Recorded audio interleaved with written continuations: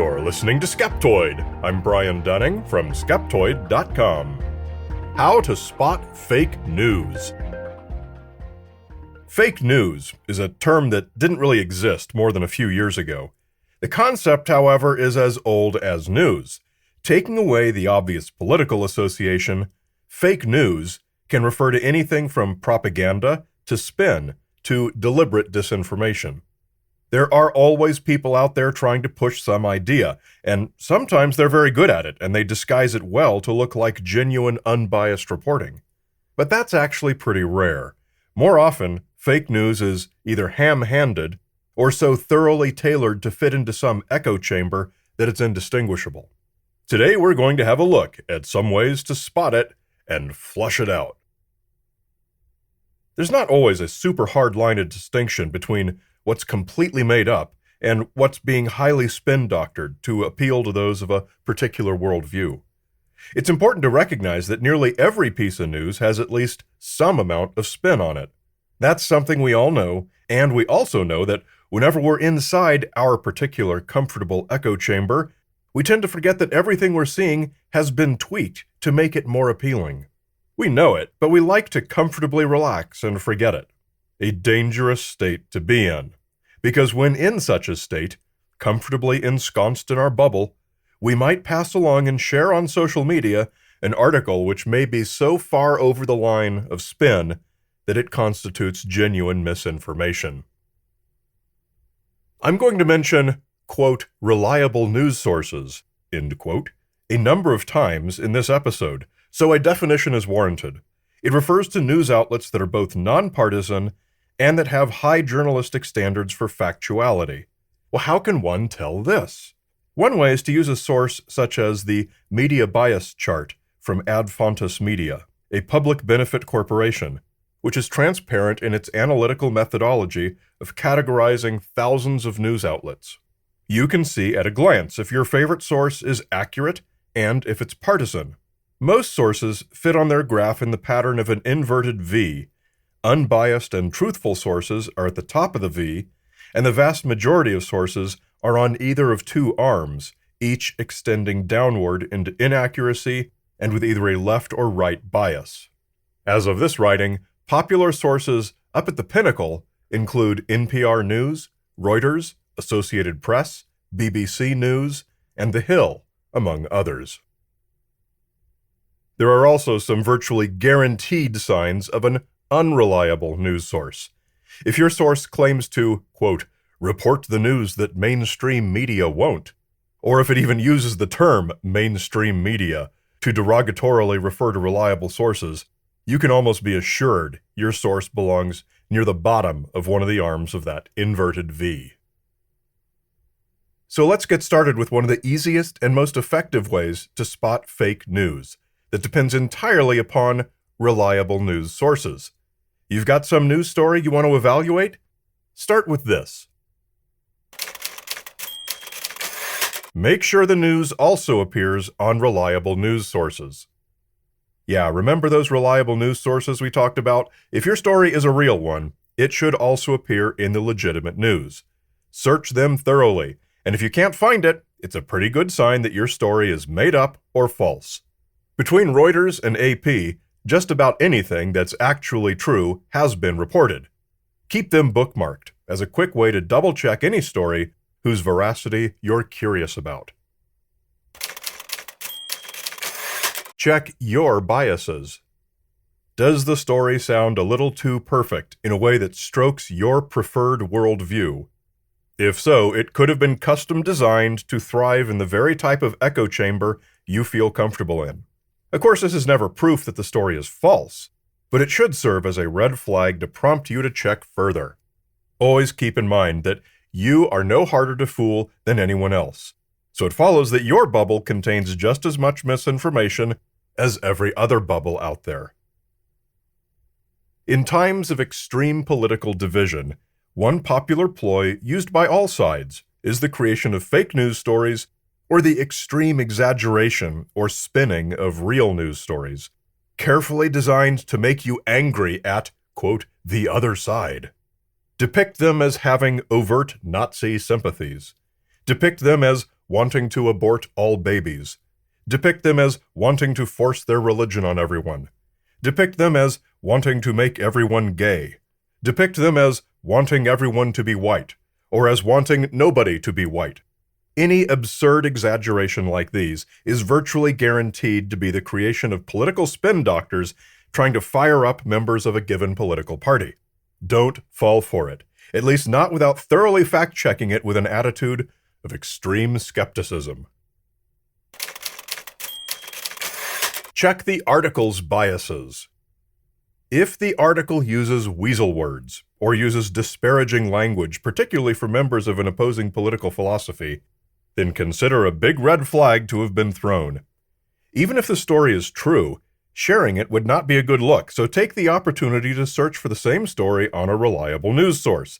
If you find it, post that version instead, though chances are you'll find it doesn't strike the same tone that attracted you to the original version. If you don't find it, thank the weaselly language that tipped you off. Watch for conspiratorial overtones. Legitimate news articles report the facts. They don't editorialize about how the story is being suppressed by the authorities or ignored by mainstream media. If your article does go ranting off on such tangents, then at best it's a terrible article, and at worst, it's just some propaganda nonsense. Claims of suppression are the territory of the conspiracy monger, and are nothing more than a weak attempt to show that powerful forces are afraid of the truth. Send the article to the round file. Double check for satire. Even the most sage among us are sometimes taken in by satire. A lot of satire is not very artful or well done, and often misses its attempt to be funny, so it isn't always obvious. A lot of the time, intentional satire, as bad as a lot of it may be, still openly identifies itself as such. Read the masthead at the bottom of the page. Look at the other articles. Also, legitimate publications will sometimes have a satire section or a satire columnist, and this might evade your checks to see if it's a satire publication. So look at the author. See the section it's filed under. Click on the author's byline. Look everywhere that an indicator of satire might be found. Also, be aware that unlike a lot of bad satire, some satire columnists are very good writers, sometimes too good for the purpose, and their satire might be over the head of some readers. When a writer aims badly, missing their satire doesn't require an unsophisticated reader. Check the date. Some things that seem like they should be obvious can be easily overlooked. Sometimes a story is really old, and we don't notice that, and we read it and post it as if it happened yesterday. This is a quick way of turning a true story into a false one. Don't trust the headline.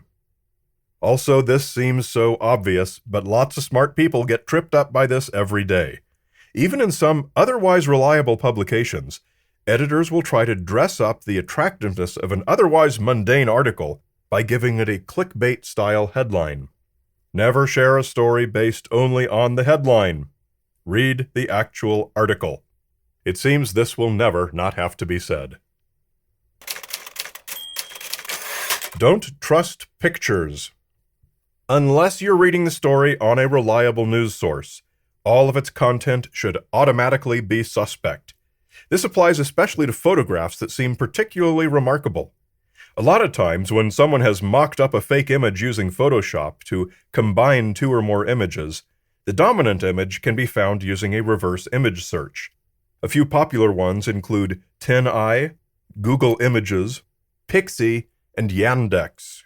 You might be surprised what you find out.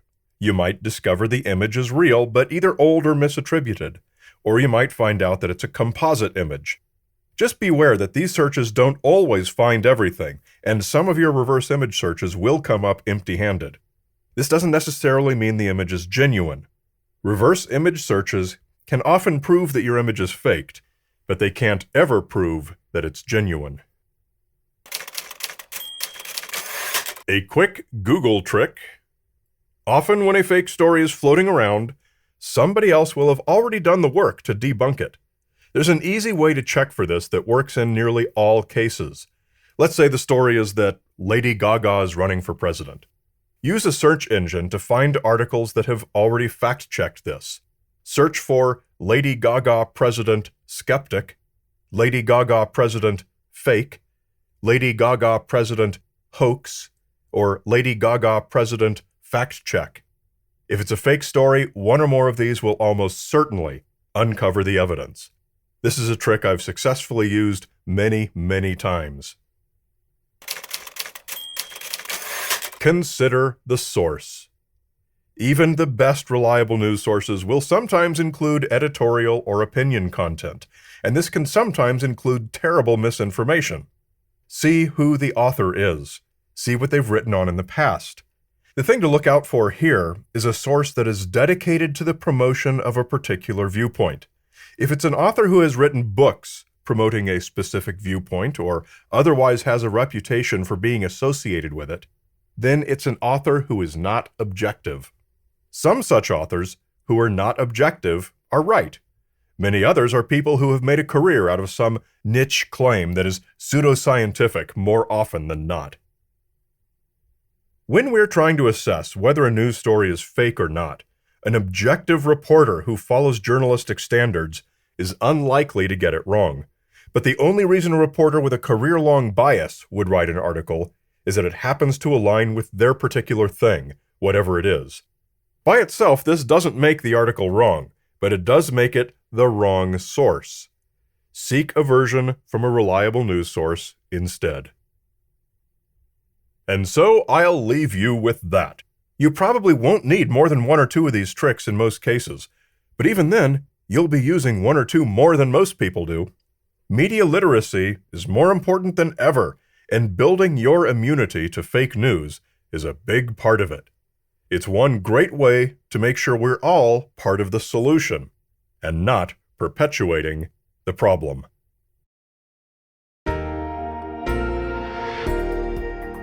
A great big Skeptoid shout-out to premium supporters, Big Pharma Shill, Matt Kittler, Musweg from Sydney, Australia, and Andrew Brown. Many of our listeners have named Skeptoid Media in their will or other estate plan. You can too. By making a gift through your will, you ensure that others in your community will benefit from the trusted and valued programming we provide. Learn more at skeptoid.com/giving. And are you getting the Skeptoid Podcast Companion email? It comes out each week along with each new episode featuring the Wonder of the Week, show notes, and much more. If you don't, you're only getting half the show. So come to skeptoid.com and click on Podcast Companion Email. You're listening to Skeptoid, a listener-supported program. I'm Brian Dunning from Skeptoid.com.